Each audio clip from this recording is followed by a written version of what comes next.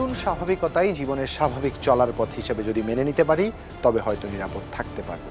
নিজের ব্যক্তিগত জায়গা থেকে নিজেকে নিরাপদ রাখবার জন্য স্বাস্থ্যবিধির যে সকল দিক মেনে চলতে আহ্বান জানানো হচ্ছে, যদি তা মেনে চলি সংকট উতরে যেতে পারবো। সিদ্ধান্ত আপনার হাতে। তবে সংকটের এই সময় যদি কোনো স্বাস্থ্য জিজ্ঞাসা জন্মে তবে তাই জন্যই আমাদের এই আয়োজন, করোনা হেল্প ডেস্ক, যেখানে জুলহা জুবাইর আপনাদের সাথে আছি। সরাসরি ফোন করে জানাতে পারেন স্বাস্থ্য জিজ্ঞাসা, কিংবা লিখে জানাতে পারেন আমাদের যমুনা টেলিভিশনের অফিসিয়াল ফেসবুক পেজে। অবশ্যই বিস্তারিত লিখবেন এবং আপনাদের স্বাস্থ্য জিজ্ঞাসার উত্তর দিতে একই ধারাবাহিকতায় আজও আমাদের সাথে আছেন অধ্যাপক ডাক্তার এস এম মোস্তফা জামান, মেডিসিন ও হৃদরোগ বিশেষজ্ঞ বিএসএমএমইউ, আছেন ডাক্তার শারমিন আব্বাসী, সহযোগী অধ্যাপক প্রসূতি ও স্ত্রীরোগ, আনোয়ার খান মডার্ন মেডিকেল কলেজ ও হাসপাতাল। এছাড়াও আমাদের সাথে আছেন ডাক্তার আবু সাইদ শিমুল, শিশুরোগ বিশেষজ্ঞ, মুগদা মেডিকেল কলেজ হাসপাতাল।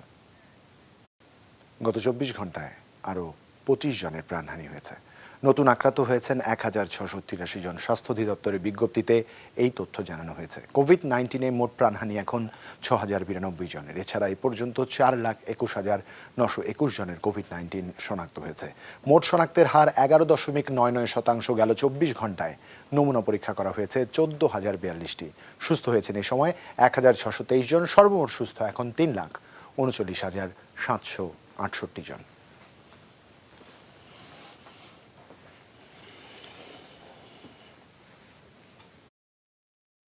প্রতিদিনের মতো আজও আহ্বান, যে যেখানে বসেই দেখছেন এই অভ্যাসটি গড়ে তুলুন। অন্তত নিজের দুটো হাত জীবাণুমুক্ত করার যে স্বাভাবিক প্রক্রিয়া তা জীবনের স্বাভাবিক করে নিন। বারবার করে একই কথা বলছি, কারণ এর চেয়ে ভালো প্রতিরোধ ব্যবস্থা এই মুহূর্তে আমাদের কাছে এখনও আর এসে উপস্থিত হয়নি। যারা ফোন দিচ্ছেন অবশ্যই টেলিভিশনের ভলিউমটি কমিয়ে আমাদের ফোন দিবেন, একটু বিস্তারিত বলবার চেষ্টা করবেন সংক্ষেপে।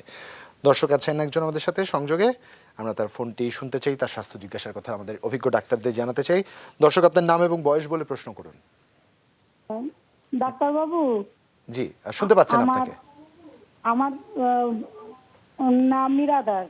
জি, যশোর বাগারপাড়া থেকে বলছি। জি, বলুন মীরা। আমার ছেলের ছেলে, তার বয়স 6 বছর। 6 বছর। জি, সে মোটামুটি যা খায়, ওজন সবকিছু ঠিক আছে, কিন্তু এমন একটা ব্যবহার করে মাঝে মাঝে যে কি কি করে, যে কিসের মধ্যে কি দেয়, অচরিত কাণ্ড বাণ্ড ঘটায়। আচ্ছা মানে আমি চা বানাচ্ছি, চার মধ্যে কতগুলো ঝাল দিল। আচ্ছা, এটা শিশুতোষ বয়সে স্বাভাবিকভাবে এমন অনেক কৌতূহল বশত এরকম অনেক কিছু করতেই পারে। এছাড়া কোনো অস্বাভাবিকতা দেখেন কিনা? অস্বাভাবিকতা অনেক কিছু আছে, লাফা ঝাপা, ভয় নেই কোনো। আচ্ছা, দুরন্তপনা একটু করতেই পারে, দুরন্ত হতেই পারে বাচ্চারা, কিন্তু ওর আচরণে কোনো অস্বাভাবিকতা আছে কিনা, ও কথা বললে শুনতে পায় কিনা, ঠিকমতো কমিউনিকেট করতে পারে কিনা? হ্যাঁ, শুনতে পায়, শুনতে পায়, কথাও বলে ঠিকমতো আপনাদের সাথে? সব, হ্যাঁ, সবকিছুই জ্ঞান বুদ্ধি আছে। আচ্ছা, পাখি পোষে। আচ্ছা, ওর মধ্যে একটু চাঞ্চল্য আছে, তাই তো? হ্যাঁ, চাঞ্চল্য। ডাক্তার আবু সাইদ শিমুল, একটা ভিন্ন রকম অভিযোগ পেলাম। আসলে ওকে একদম তো চঞ্চলতা তো বাচ্চারা করে আসলে, কিন্তু আমি একটু জানতে চাচ্ছি ওকে জিনিসপত্র ভেঙে ফেলে এমন কিছু হয়? হ্যাঁ হ্যাঁ হ্যাঁ, কাজের জিনিস ফেলে দেয় জানলা দিয়ে। জানলা দিয়ে ফেলে দেয়? আচ্ছা, যেটা হচ্ছে সেটা কি ও বাসাতেই করে না অন্য কোনো? ও 6 বছর ওকে কি স্কুলে দিয়েছেন? হ্যাঁ হ্যাঁ, স্কুলে পড়ে। ও কি স্কুলে দিয়েছিলেন আগে? মাস্টারকে মারে। আচ্ছা, আর ও অন্য কারো বাসায় গেলেও কি এমন আচরণ করে? হ্যাঁ। আচ্ছা, ওকে পড়ালেখা মনে রাখতে পারে না একদম ভুলে যায়? মনে রাখতে পারে। আচ্ছা, এটা আসলে দুইটা হতে পারে, যে একটু মনোযোগ দিয়ে শুনুন। যেহেতু আসলে কিছু কিছু ক্ষেত্রে যে একেবারেই যে স্বাভাবিক সেটা একদম প্রথমেই বলে দেওয়া যায় না, কারণ এটা স্টাডিতে দেখা গিয়েছে বা এখানে ডেফিনেশনের মধ্যে রয়েছে যে এডিএইচডি বাচ্চারা অন্ততপক্ষে 2 বা 3টে জায়গায় যদি একই আচরণ করে। অনেক বাচ্চার সাথে বাসায় এই ধরনের আচরণ করে, খুব বেশি জেদ দেখায়, লাফালাফি করে, চঞ্চলতা করে, কিন্তু একটি কথাও বলেছে জিনিসপত্র ভেঙে ফেলে বা ছুড়ে দেয়। আবার স্কুলের টিচারদের মারে বা অন্য বাসায় গেলে করে। সেই ক্ষেত্রে আমি বলবো যে একটু ইভ্যালুয়েশনের প্রয়োজন রয়েছে।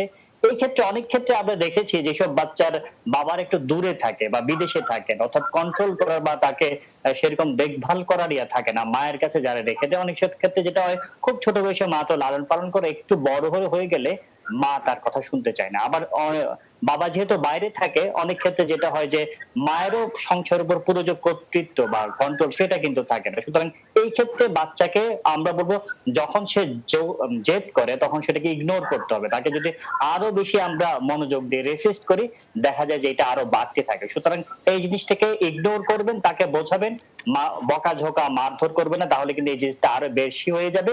যখন এই ধরনের জেদ করবেন, প্রয়োজনে এই তো 6 বছরের বাচ্চা, আপনি এটা তো সেম, আপনি অন্য রুমে চলে যাবেন। দেখা যাবে যে বাসার যখন অন্য লোকরা থাকবে তখনই কিন্তু এটা সে বেশি করছে। এটা দুক্ষেত্রে হয়, সে মানসিক কোনো সমস্যা থেকে হতে পারে, আবার সে মনোযোগ চায়। এটা কিন্তু বাচ্চাদের মধ্যে কমন। সুতরাং এই জিনিসগুলো আপাতত আপনি করেন।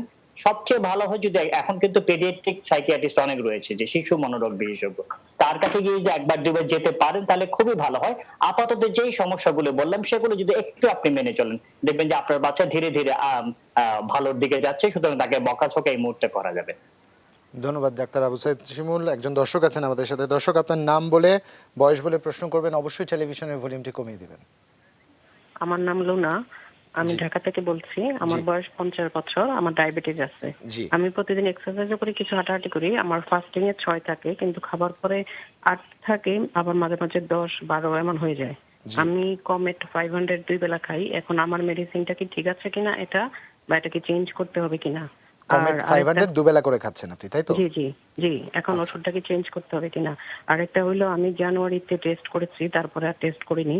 তখন আমার টিজি ছিল 198, আর এলডিএলটা একটু 4-5 বেশি ছিল। তো আমি এটোবাটেন এই 2 মাস থেকে খাচ্ছি। এখন এইখানে কি আমার ঠিক আছে কিনা কোলেস্টেরল বা টিজি ট্যাবলেটটা? আচ্ছা, আপনি ট্রাইগ্লিসারাইডের কথা বলেছিলেন, এলডিএল এইচডিএল এর মাত্রাটা কি মনে আছে আপনার? এলডিএলটা একটু বেশি ছিল, এইচডিএল ঠিক ছিল, এলডিএলটা 5-6 বেশি ছিল। এলডিএল 5-6 বেশি ছিল। এটোভা কত করে খাচ্ছেন? এটোবা 10 খাচ্ছি, কিন্তু টিজিটা ছিল 198। টিজি ট্রাইগ্লিসারাইড 198 ছিল। অনেক ক্ষেত্রে প্রফেসর মোস্তফা জামান বলেছেন আমাদের ভাত খেলে এই টেন্ডেন্সিটা বেড়ে যায়। প্রফেসর মোস্তফা জামান, আপনি যদি আর কিছু জানবার নিয়ম থাকে। করেই খাওয়ার চেষ্টা করি আমি, তারপরও মানে এখন তো এই কয়েক মাস একটা টেস্ট করি নাই কত আছে। জি, এখন এটোবাটা ঠিক আছে কিনা আর কমেটটা ঠিক আছে কিনা আমার। জি, আপনাকে অনেক ধন্যবাদ। আপনি সুন্দর গুছিয়ে কথা বলেছেন। আসলে আপনার যে মাত্রাগুলো বলেছেন, যেমন আপনি কোলেস্টেরলের জন্য যে ওষুধ খাচ্ছেন এতবার, সেটিও ভালো, সেটি খেতে পারেন। তবে যদি মনে করেন যেহেতু টিজি বেশি, তাহলে একটি ওষুধের মাধ্যমে এলডিএল কমবে, টিজিও কমবে। সেটি হলো রোসোপিন 10 মিলিগ্রাম বা রোসোভার 10 মিলিগ্রাম। এটি খেতে পারেন। এটি 3 মাস খান। খাওয়ার পরে আপনি আবার একটু লিপিড প্রোফাইলটি করবেন।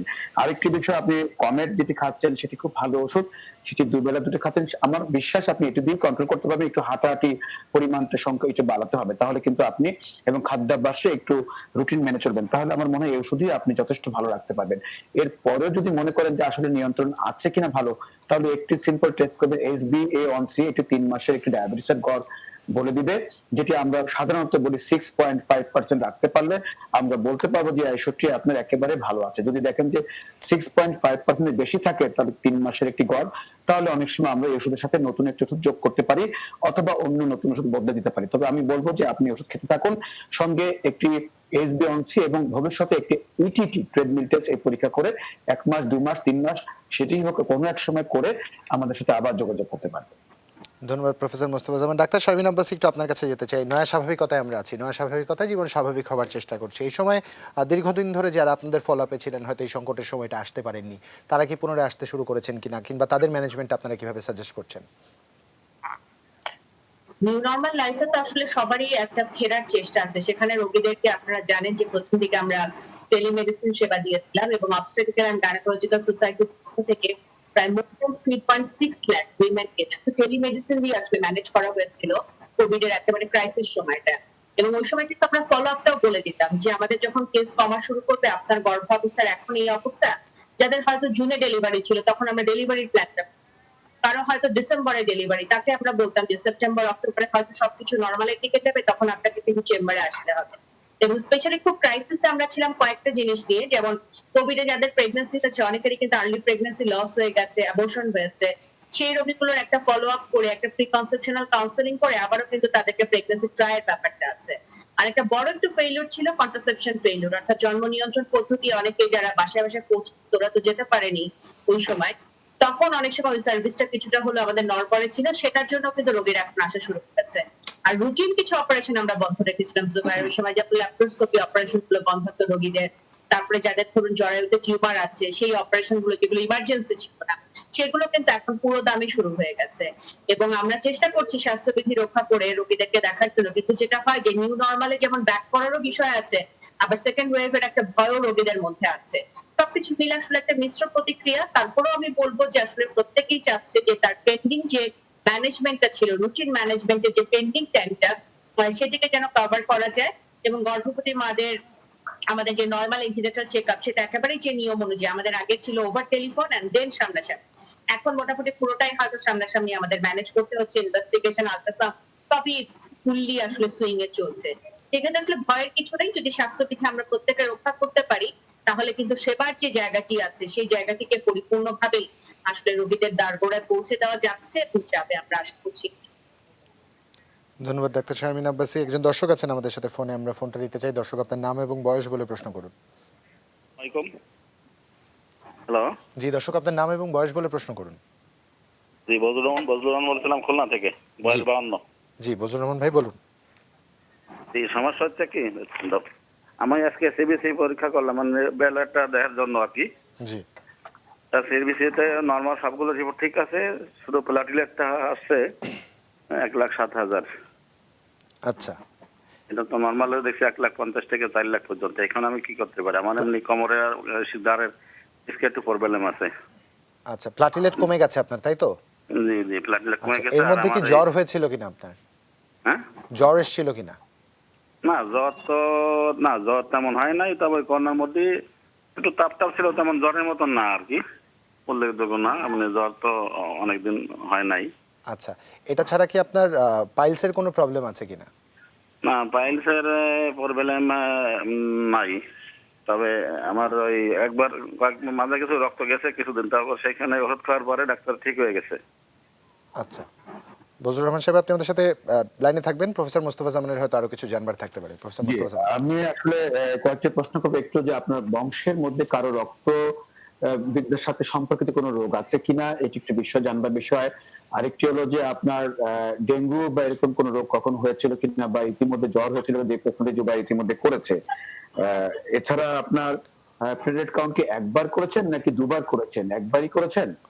একবার করলাম আজকে, ইসলামী ব্যাংক হাসপাতালে করেছি আজকে। এটি কি কারণে, কি সমস্যার জন্য করেছিলেন? মানে এমনি এমনি করেছেন নাকি কোনো সমস্যার জন্য? আর কি সিবিসিটা করলাম, টোটালি সিবিসিটা করে দেখলাম যে আসলে কোনো সমস্যা আছে কিনা, সেই জন্য আর কি। অনেকদিন করিতে না তো এই জন্য। আর আমার এমনি ডিস্কে প্রবলেম আছে একটু, ডিস্ক মানে ঘাড়ে এবং ইসে।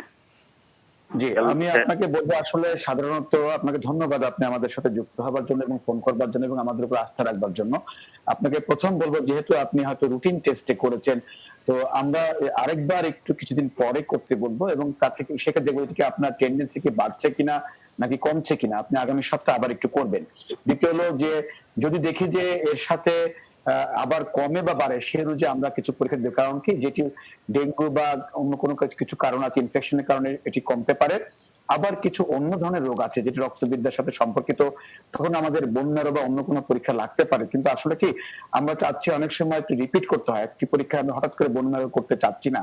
তার আগে দেখছি যে আসলে কোনো এই যে প্যাটার্নটি কেমন, যে আপনি আগামী সপ্তাহে করলেন এটি কি বাড়তির দিকে নাকি আপনি কমতির দিকে। যদি কোনো উপসর্গ থেকে থাকে আপনার, তাহলে কিন্তু আমরা আরো তাড়াতাড়ি করতে বলতাম। যেহেতু আপনার কোনো বড় ধরনের উপসর্গ নেই, রুটিন একটি চোখে টেস্ট করেছেন, আমি বলবো আগামী সপ্তাহে আবার একটু আপনি সিবিসি করে এবং দেখেন প্লেটলেট কাউন্টটি কেমন। প্রয়োজনে আমাদের মেসেঞ্জারে আপনি সেটি একটু দিতে পারেন, তাহলে আমাদের জন্য অন্যান্য সিবিসির যে মাত্রাগুলো আছে, যেটা আমি অনেকগুলো পরীক্ষা শুধু সিবিসি করলে তা আমি দেখতে পারবো, আমি এটি করে আমাদেরকে আপনি পাঠাতে পারেন, তখন আমরা আপনার সাথে আবারও যুক্ত হয়ে এ বিষয়ে পরামর্শ দেওয়ার চেষ্টা করবো। অসংখ্য ধন্যবাদ প্রফেসর মোস্তফা জামান। আর একজন দর্শক আছেন আমাদের সাথে। দর্শক, আপনার নাম এবং বয়স বলে প্রশ্ন করুন। হ্যালো, আসসালামু আলাইকুম। ওয়ালাইকুম আসসালাম। জি, আমি গাইবান্ধা থেকে ফুরকান বলছি। জি ফোরকান ভাই বলুন। হ্যাঁ, আমি গাইনি ম্যাডামের সঙ্গে একটু কথা বলতে চাই। ডাক্তার শারমিন আব্বাসী আপনাকে শুনছেন। জি জি জি, আসসালামু আলাইকুম। জি হ্যালো। জি শুনতে পাচ্ছে, বলুন সমস্যার কথা বলুন। আচ্ছা, তার ওয়াইফের সমস্যার কথা বলুন। জি জি, আমার বিবাহিত 2 বছর 2 মাস হলো বিয়ে হয়েছে আমার। সেক্ষেত্রে মাঝে কনসেপ্ট করছিল আমার ওয়াইফ। তারপরে আপনার আপনা আপনি ওটা রিমুভ হয়ে যায় আর কি, রিমুভ হয়ে যায়, ওখানে যে রক্ত জমাট বাঁধে আচ্ছা। সম্ভবত। তারপরে মেরিয়েস্টপসে দিয়ে আমরা ডিএনসি যেটাকে বলে আর কি, এটা করছে।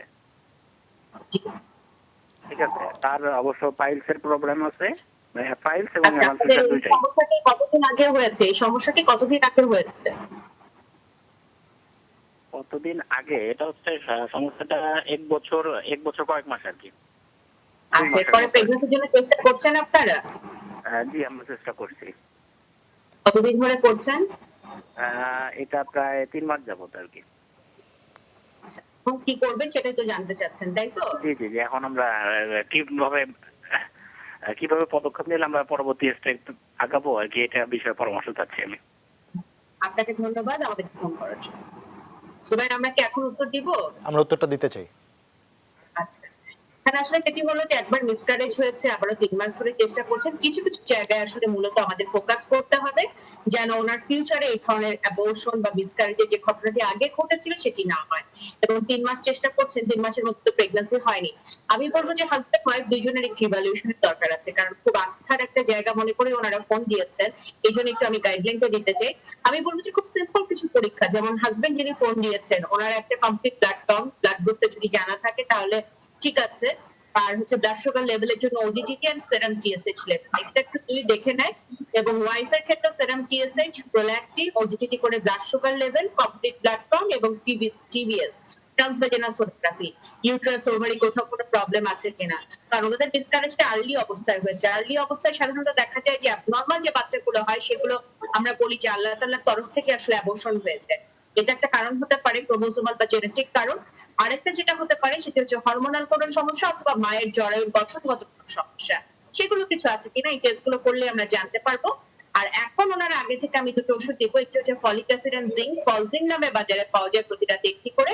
ভিটামিন ই এন্ড সির কম্বিনেশনে দুটি ওষুধ একসাথে পাওয়া যায়, সেটি যদি মা শুরু করে। এবং হাজবেন্ডকে একটু আমি দায়িত্ব দিব যে একটা ওষুধ ট্যাবলেট জিম্যাক্স 500 মিলিগ্রাম, দুটো একসাথে একদিন যদি উনি খেয়ে নেয় তাহলে কিছু হিডেন ইনফেকশন থাকলে সেটাও ঠিক হয়ে যাবে।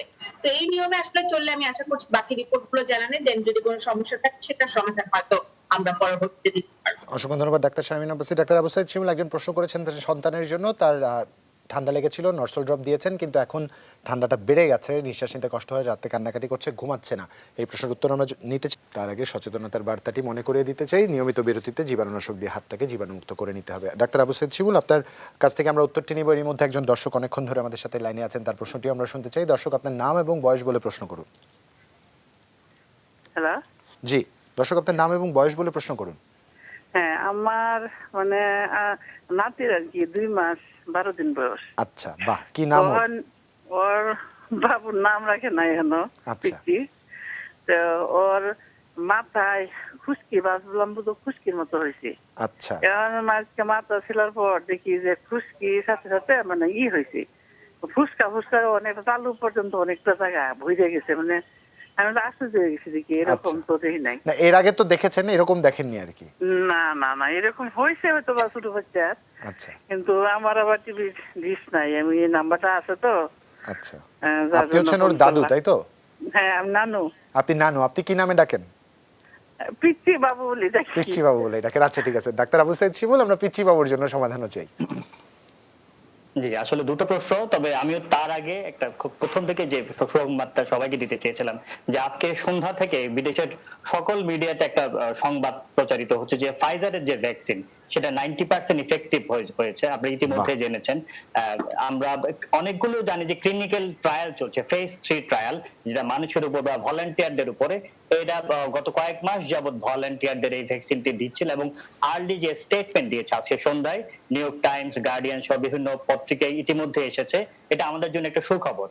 যদিও এটা আর্লি, আমি এই অনুষ্ঠানে অনেকবারই বলেছি আর্লি এইসব ক্লিনিক্যাল ট্রায়ালের খবর আমরা জানাবো কি জানাবো না, এটা আমি একটু জানাতে চাই। কারণ আমরা প্রতিদিন বলছি যে আপনি মাস্ক ব্যবহার করেন, আপনি সাবান দিয়ে হাত ধুন, স্যানিটাইজার ব্যবহার করেন, কিন্তু কতদিন ধরে সে ব্যবহার করবে? অনন্তকাল ধরে তো এটা যদি আমরা বলতেই থাকি তাহলে তাদের মধ্যে একটা হতাশা তৈরি হবে। কিন্তু আমরা যদি এটাই বলতে যে হ্যাঁ ভ্যাকসিন খুব শীঘ্রই চলে আসবে, 2-3 মাসের মধ্যে, আপনারা কয়েকটা মাস একটু কষ্ট করেন, তাহলে কিন্তু তাদের মধ্যে একটা উৎসাহ সঞ্চারিত হবে। হ্যাঁ, কয়েকটা মাস যদি আমরা একটু কষ্ট করে নিয়মগুলো মানি তাহলে কিন্তু আমাদের আলটিমেট একটা সমাধান আসবে। আমি বলবো এটা বিশ্ববাসীর জন্য একটা সুসংবাদ। সুতরাং সেই সুসংবাদ দেওয়ার পরে আমি দুটো প্রশ্ন রয়েছে, সেই দুটো প্রশ্নের একটু খুব সংক্ষেপ উত্তর দিতে চাই। আমরা করোনা হেল্প ডেস্কে কিন্তু শুধুমাত্র ওষুধের নাম বলে দিই না, আমরা প্রতিরোধের উপায় বলে দিতে চাই। যেটা 1 বছরের বাচ্চা ঠান্ডা লেগেছে বলছেন, আপনার এটা ঠান্ডা কিন্তু বারবার লাগলে বারবারই কি ওষুধ খাবেন তা তো না, আপনার কিভাবে এটা থেকে প্রতিরোধ করা যায় সেটা কিন্তু মানতে হবে। বাচ্চাকে যারা লালন পালন করছেন অবশ্যই সাবান দিয়ে হাত ধোবেন, তারা পরিষ্কার পরিচ্ছন্ন থাকবেন। বাচ্চাকে ধুলাবালি, মশার কয়েল, সিগারেটের ধোঁয়া, রান্নার ধোঁয়া এগুলি থেকে দূরে থাকতে হবে।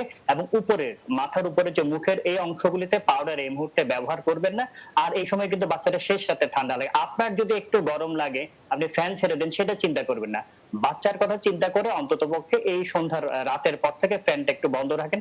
শেষ রাতে কিন্তু প্রস্রাব করে জামা কাপড়ে ভিজে যায় সেটা একটু খেয়াল রাখবেন, এটা থেকেও কিন্তু ঠান্ডা লাগে।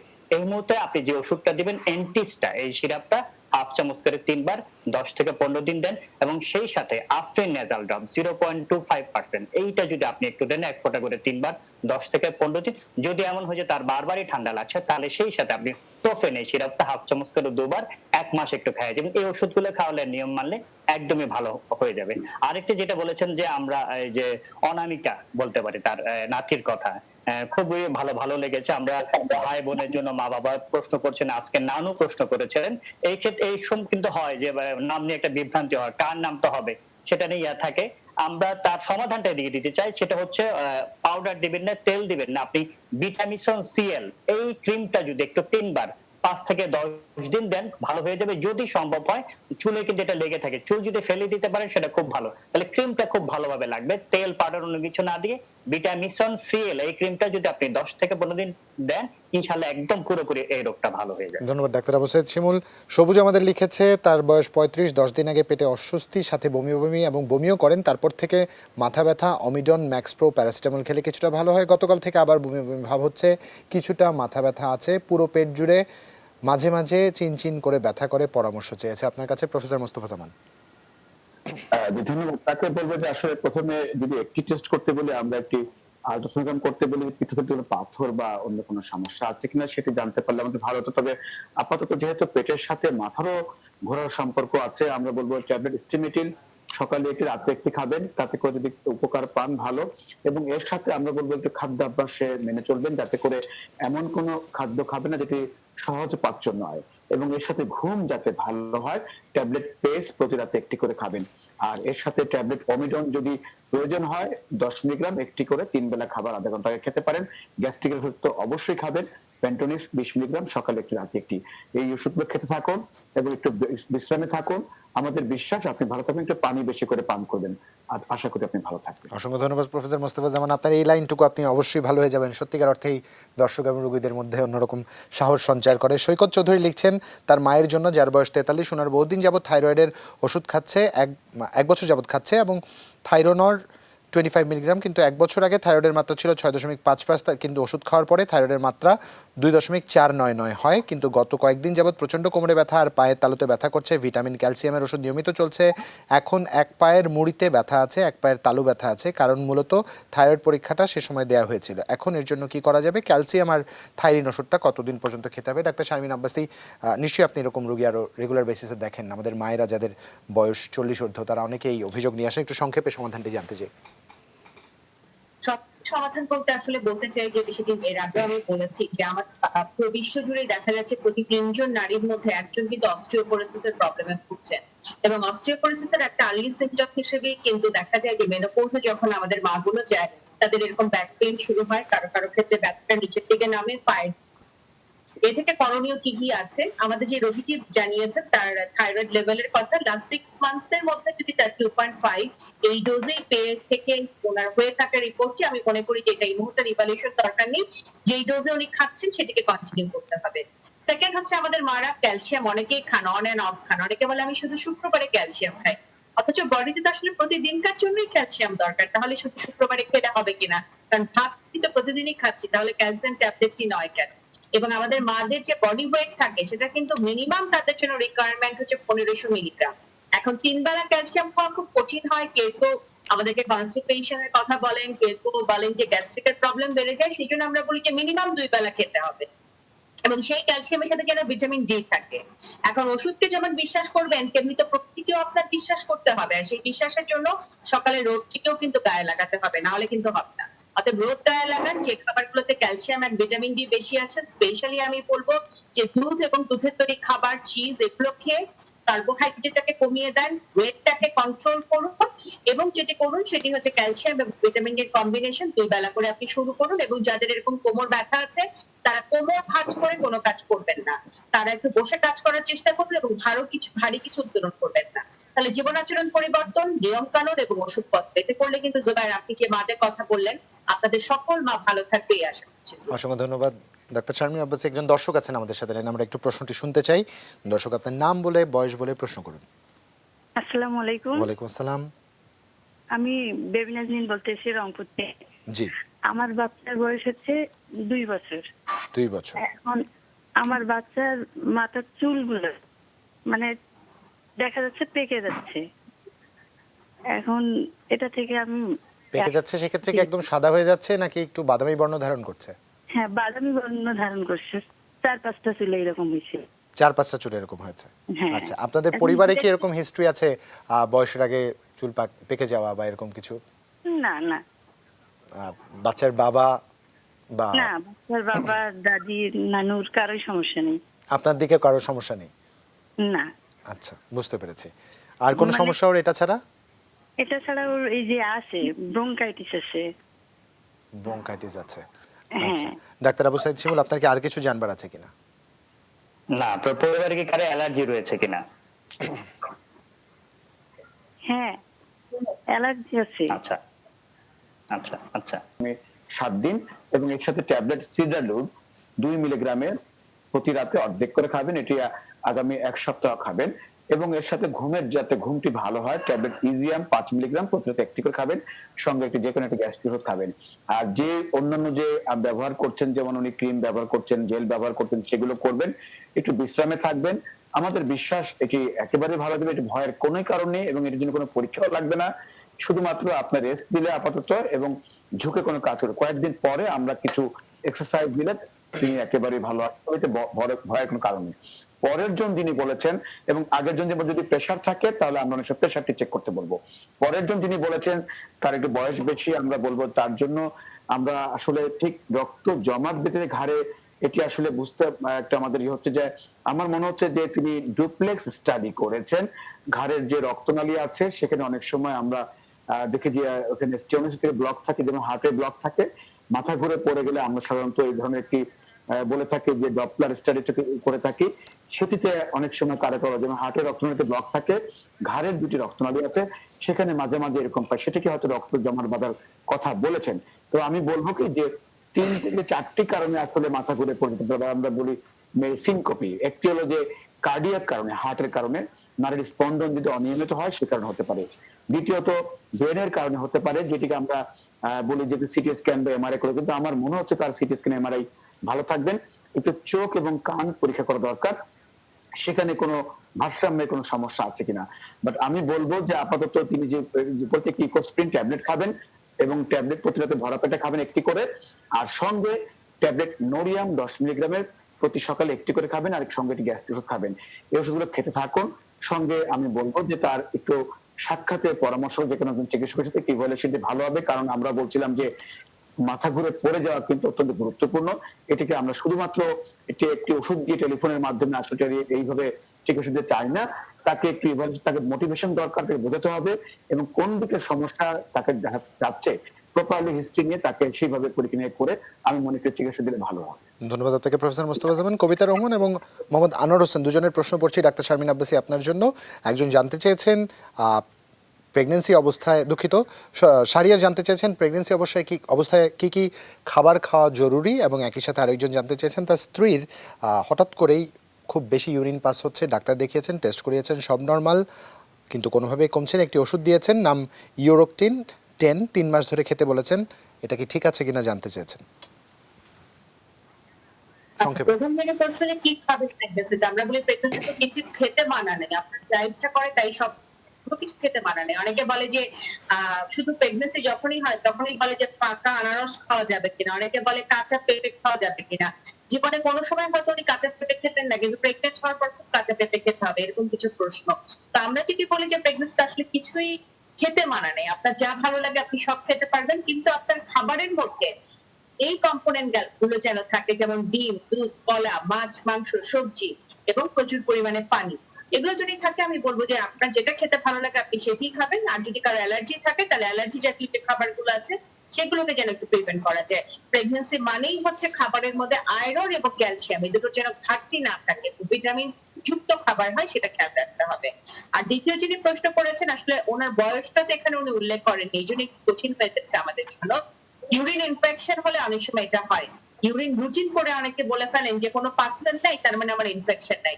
রুটিনে পার্সেল নাই কিন্তু কালচারে অনেক গ্রোথ আছে, এমন প্রচুর রিপোর্ট প্রতিদিনই কিন্তু আমরা হাতে পাই। অতএব কোন পরীক্ষাটি উনি করিয়েছেন এক নাম্বার একটু দেখার বিষয় আছে।